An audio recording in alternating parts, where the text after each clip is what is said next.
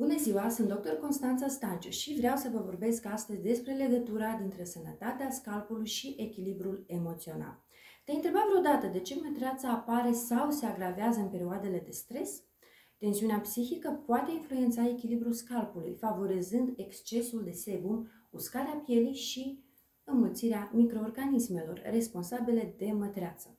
Pe lângă disconfortul fizic, mătreața îți poate afecta și încrederea în tine, făcându-te să te simți inconfortabil în situații sociale.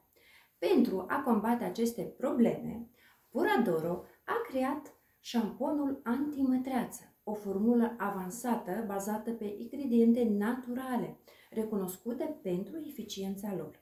Acidul salicilic exfoliază delicat și elimină mătreața vizibilă.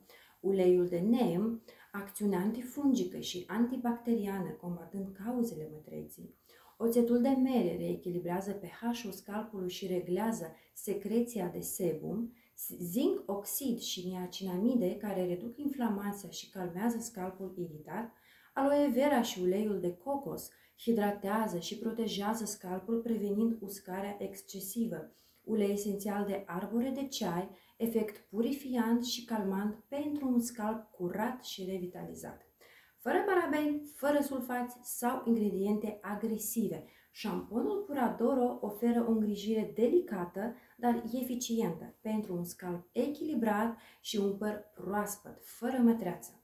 Alege Puradoro și scapă de mătreață și redescoperă încrederea în tine.